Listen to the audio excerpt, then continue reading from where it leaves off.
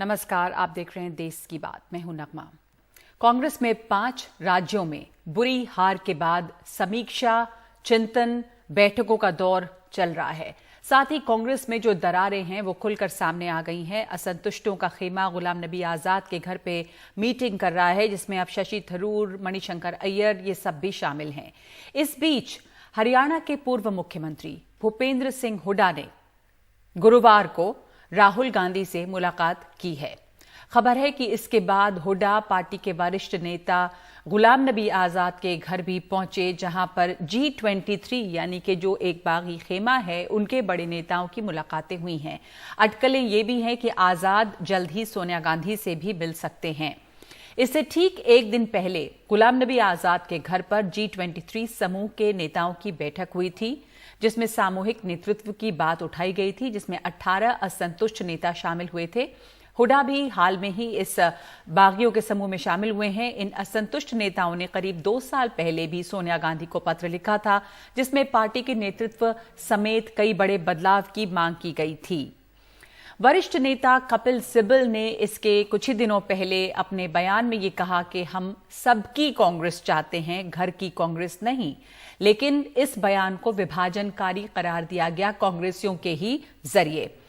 पंजाब के पूर्व मुख्यमंत्री जो बीजेपी के सहयोग में चुनाव लड़े इस दफा, अमरिंदर सिंह, उन्होंने साफ कहा कि पंजाब और बाकी राज्यों में हार के लिए गांधी परिवार जिम्मेदार है। और इसके बाद इस्तीफे की बात भी उठी कि गांधी परिवार को इस्तीफा देना चाहिए।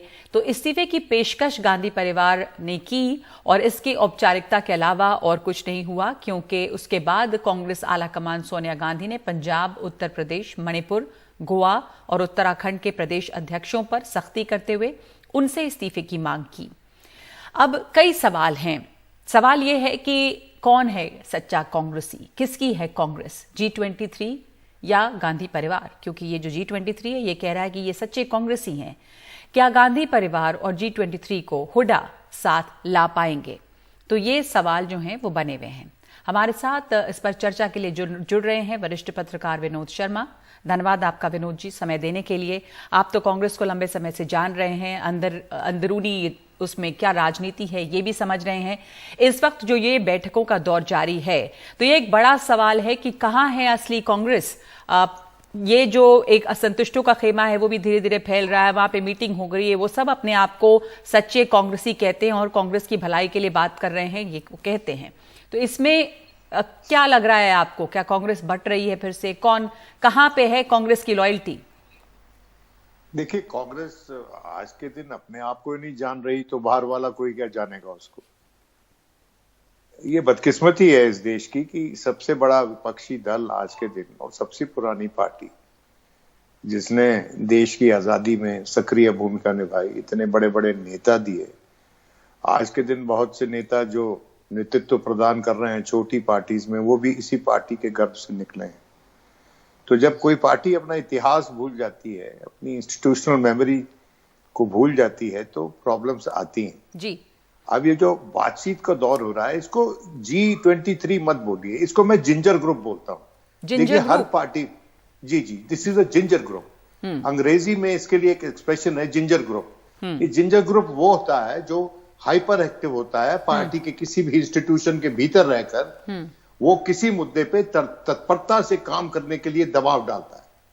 ये वो जिंजर ग्रुप है। सो G23 इज जिंजर ग्रुप 23। और इनको मैं रिबेल्स नहीं मानता, क्योंकि ये पार्टी के जो इंस्टीट्यूशनल फोरम्स हैं वहां पर भी जाके मीटिंगों में शिरकत कर रहे हैं।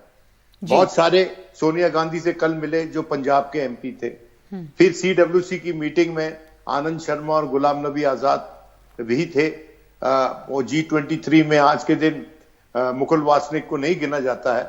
तो ये जो है यहाँ आवागमन हो रहा है, ये बातचीत शुरू हुई है, बड़ी अच्छी बात है। देखिए, एक बात समझ लीजिए कि सच्चाई जो जिंजर ग्रुप कह रहा है और जो नेतृत्व कह रहा है, उसके बीच की बात जो है वो सच्चाई है। यही जिंजर ग्रुप जो आज के दिन बदलाव की बात कर रहा है, इसी जिंजर ग्रुप ने ताउम्र, मतलब 1-2 अपवाद होंगे इसमें, जिन्होंने जो कांग्रेस के भीतर जो स्टेटस कोइस्ट होने का एक बीमारी है, Congress is the status quoist party, वो फेर बदल के लिए इतनी तैयार आसानी से नहीं होती है। तो ये स्टेटस को का सबसे ज्यादा लाभ इन्हीं लोगों ने लिया है। जी, आज के दिन ये स्टेटस को बदलना चाहते हैं। प्रश्न ये है कि स्टेटस को बदलने के लिए वो स्वयं नेतृत्व लेना चाहते हैं या ये चाहते हैं कि ये जो कंफ्यूजन है नेतृत्व के बारे में, जब से राहुल गांधी ने रिजाइन किया है, ये प्रत्यक्ष रूप से आके बोले ना। कलेक्टिव लीडरशिप की जब ये बात करते हैं ना नगमा, इसका मतलब यह है कि राहुल को नहीं चाहते। अगर नहीं चाहते हैं तो प्रत्यक्ष रूप से सामने आके बोले। जी जी, वो भी नहीं कर रहे हैं।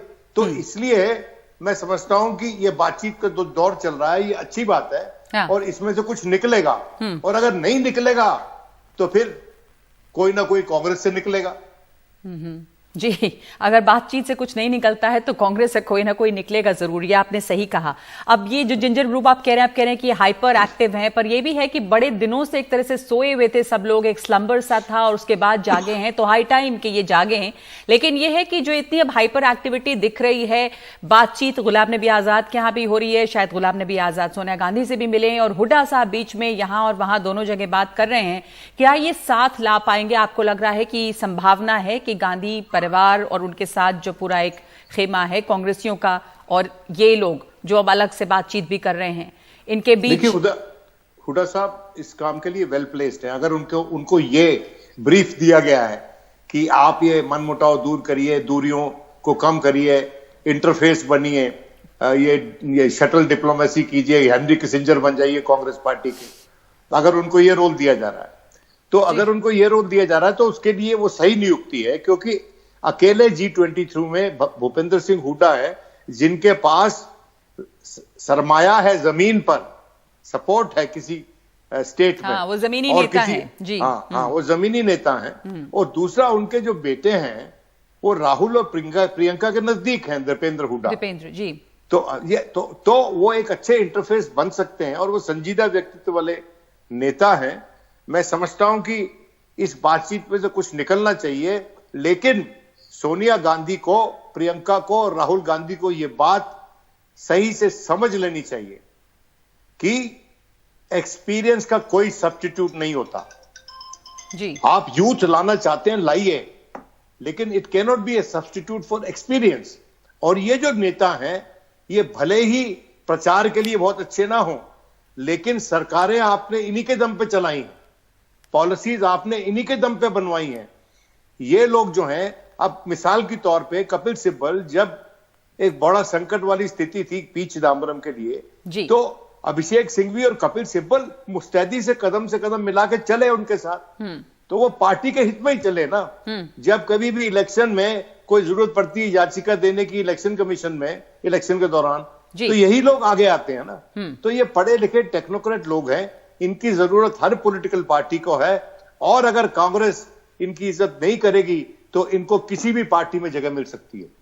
जी जी, आप साफ ये बात कह रहे हैं कि इतनी नाराजगी है कि इन नेताओं के लिए समस्या नहीं है, दूसरी पार्टियों में भी इनको जगह मिलेगी, समस्या कांग्रेस पार्टी के लिए है।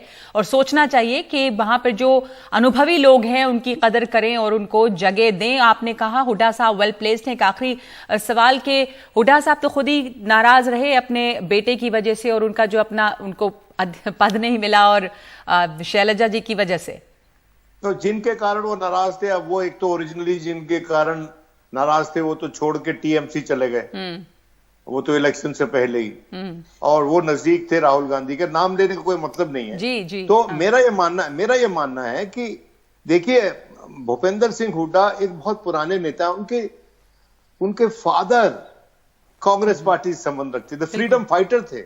आप उनके पास बैठो 2 मिनट भी तो अपने पिताजी की बात करना शुरू कर देते हैं वो। तो मैं समझता हूं कि ये जो इनका परिवार है, ये कांग्रेस के कल्चर में रमा हुआ परिवार है और वो आसानी से पार्टी नहीं छोड़ेंगे। और अगर उनको रीच आउट किया जाएगा, उनसे संजीदा बातचीत की पेशकश की जाएगी, तो जरूर उसमें मैं समझता हूं एक लाभदायक रोल जी, और वही बातचीत निभाएंगे। जी, वही बातचीत की कोशिश हो रही है। और इस वक्त जो है बिल्कुल कुछ फैसला हो या आर पार हो, कि कोई बात बने, इस तरह की बातचीत और मीटिंग का सिलसिला जो है वो चल रहा है। शुक्रिया आपका विनोद जी इस बातचीत के लिए। कांग्रेस में क्या चल रहा है, अगर कांग्रेस किस ओर जाएगी, कैसे अपने आप को रिवैम्प करेगी, इसके लिए काफी चिंतन और काफी ज्यादा बैठकें हो रही हैं। अब ये देखना है कि किस तरह के बदलाव या इस बातचीत से क्या कुछ निकलता है। देश की बात में एक ब्रेक ले रहे हैं हम, आगे देखेंगे कर्नाटक की खबर। कर्नाटक में हिजाब विवाद पे आज कई जगहों पे बंद रहा। कर्नाटक हाई कोर्ट के हिजाब पर आए फैसले को लेकर विरोध में मुस्लिम संप्रदाय की तकरीबन सभी दुकानें आज कर्नाटक में कई जगहों पे बंद रहीं। मुस्लिम धार्मिक संगठनों के प्रमुख ने बंद का आह्वान किया था, लेकिन साथ ही इस बंद को शांतिपूर्ण रखने को कहा था और इस बंद को दलित संघर्ष समिति ने भी अपना समर्थन दिया। हिजाब पर स्कूलों में रोक को लेकर कर्नाटक हाईकोर्ट के फैसले से ये लोग नाराज हैं। आज भी कुछ छात्राओं ने प्रेपरेटरी एग्जाम्स नहीं दिए क्योंकि वो हिजाब उतारना नहीं चाहती थी। बेंगलुरु के संवेदनशील टैनरी रोड इलाके में पुलिस ने फ्लैग मार्च किया।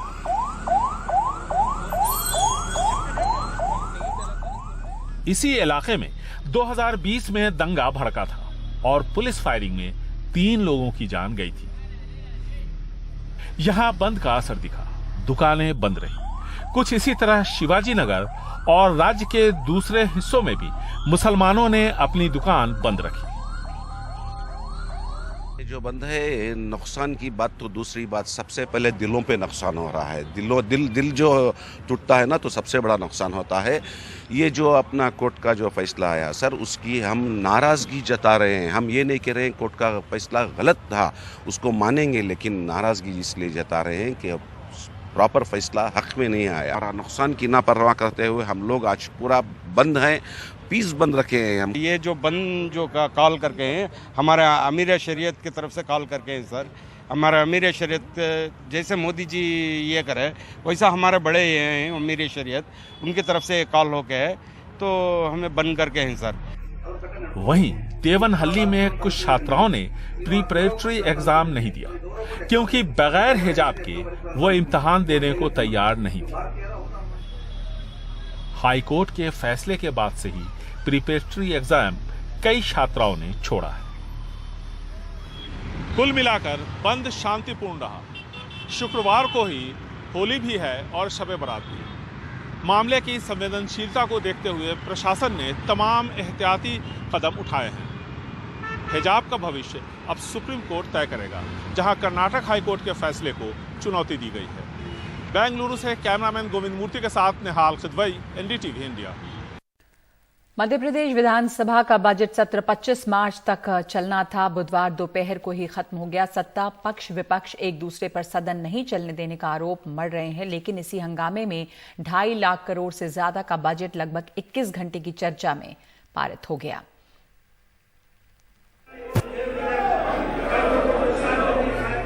मध्य प्रदेश विधानसभा का बजट सत्र हंगामे से शुरू हुआ।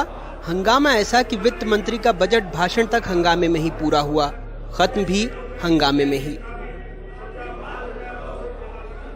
बजट सत्र की अधिसूचना 71 घंटे 50 मिनट की थी, लेकिन 21 घंटे 52 मिनट में ही 2,79,000 करोड़ रुपए का बजट मंजूर हो गया। विधायकों ने 4,518 सवाल किए, लेकिन सदन में सिर्फ 53 प्रश्नों का जवाब मिला। विपक्ष 12 स्थगन प्रस्ताव लाया, लेकिन किसी को स्वीकार नहीं किया गया। 692 में सिर्फ 14 ध्यानाकर्षण सूचना को ग्राह्य किया गया। सत्ता और विपक्ष इसके लिए एक दूसरे पर आरोप लगा रहे हैं। आम राय ये बनी कि बजट को पास करके सत्रावसान करना है। ये 2-3 दिन से प्रक्रिया चल रही थी, उसके आधार पर प्रस्ताव रखा और उस आधार पर माननीय अध्यक्ष महोदय के द्वारा बजट पास करके सत्रावसान किया। लेकिन कांग्रेस की अंतर्कलह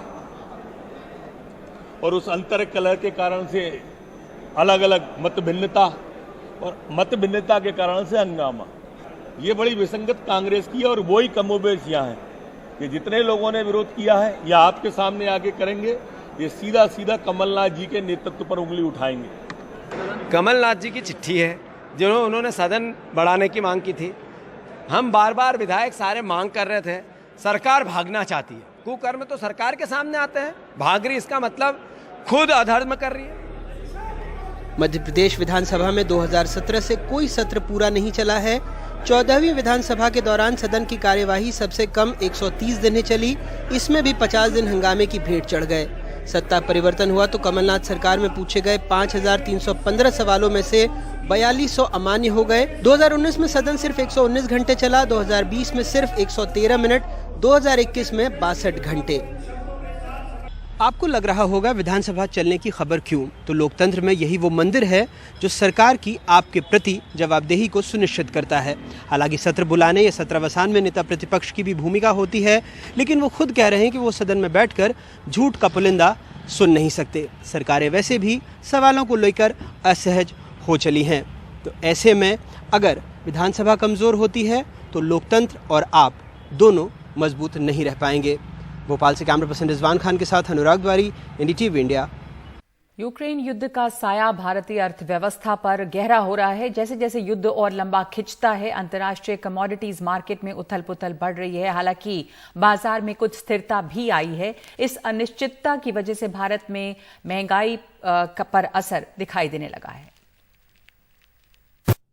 युद्ध गहराता जा रहा है और इसके साथ ही भारतीय अर्थव्यवस्था पर इसके असर को लेकर चिंताएं भी। इंटरनेशनल मॉनिटरी फंड ने गुरुवार को आगाह किया कि युद्ध की वजह से दुनिया के दो बड़े कृषि उत्पादक देशों रूस और यूक्रेन से जरूरी कमोडिटीज की सप्लाई पर असर पड़ रहा है। इसकी वजह से दुनिया भर में महंगाई बढ़ेगी और आर्थिक विकास दर की रफ्तार धीमी पड़ेगी। तेल और गैस महंगे होने से भारत में महंगाई बढ़ेगी, जो आरबीआई के टारगेट रेंज के सबसे ऊंचे स्तर पर पहुंच चुकी है। तेल महंगा होने से भारत के करंट अकाउंट पर सबसे ज्यादा असर पड़ेगा। हमारी जरूरतें रहती हैं, हम इंपोर्टिंग कंट्री हैं और रूस से तेल या गैस वगैरह की इंपोर्ट्स के बारे में मैंने जैसा कहा कि हम जानते हैं कि काफी देश उनसे ले रही हैं, आयात हो रही है वहां से। So we are always exploring all possibilities in global energy markets. इस बीच global forecasting agency Oxford Economics ने अपनी ताजा रिपोर्ट में आगाह किया है कि युद्ध की वजह से लंबे समय तक ग्लोबल स्तर पर सप्लाई चेन की समस्या रहेगी और कमोडिटीज की कीमतें ऊंचे स्तर पर बने रहने का खतरा है। इस वजह से भारत में सीपीआई महंगाई दर बढ़कर 7% तक पहुंचने की आशंका काफी ज्यादा बढ़ गई है। सबसे ज्यादा चिंता खाने पीने के तेल को लेकर है, क्योंकि सनफ्लावर ऑयल के ग्लोबल प्रोडक्शन का 33% यूक्रेन और 26% रूस में प्रोडक्शन होता है, जबकि दोनों देशों का कुल ग्लोबल एक्सपोर्ट्स में हिस्सेदारी 78% तक है। यूक्रेन और रशिया की वजह से यहाँ पर अब खाने के तेलों में काफी बड़ी मार पड़ सकती है। भारतीय बाजारों में भी काफी हद तक इन्फ्लेशन का असर अब देखने को मिलेगा और इसी वजह से अगर यहाँ पर खाने के तेल की बात करें तो उनके दामों में कम से कम 30 से 40% तक की बढ़ोतरी यहाँ से बन सकती है। अमूमन अगर बात करें तो सबसे ज्यादा एडिबल ऑयल वहां से परचेज किया जाता है। इसीलिए अगर आप कंपैरिजन से समझें तो आपको अंदाजा लगेगा कि सरसों के तेल के दाम धीरे धीरे करके यहाँ पर बढ़ते नजर आ रहे हैं। हालांकि भारत के लिए फिलहाल राहत की बात यह है कि अंतर्राष्ट्रीय तेल बाजार में कच्चे तेल की कीमत 7 मार्च 2022 के $139 प्रति बैरल से घटकर गुरुवार को $102 प्रति बैरल तक गिर गई। भारत में पेट्रोल डीजल की कीमतें 4 नवंबर और दिल्ली में 1 दिसंबर के बाद से नहीं बदली हैं, जबकि इस दौरान अंतर्राष्ट्रीय बाजार में कच्चे तेल की कीमत करीब 25% तक बढ़ी है। भारत का तेल आयात बिल बढ़ता जा रहा है और करंट अकाउंट डेफिसिट पर दबाव भी। जाहिर है, चाहे मसला कच्चे तेल का हो या फिर खाने पीने के तेल का, रूस और यूक्रेन के बीच युद्ध को लेकर बढ़ती अनिश्चितता की वजह से इसके आर्थिक असर से निपटने की चुनौती भारत के लिए बड़ी होती जा रही है और इसके आर्थिक असर से निपटने के लिए भारत सरकार को बड़े स्तर पर तैयारी करनी होगी। दिल्ली से कादम्बिनी शर्मा के साथ हिमांशु शेखर, एनडीटीवी इंडिया। तो देश की बात में इस वक्त इतना ही। नमस्कार।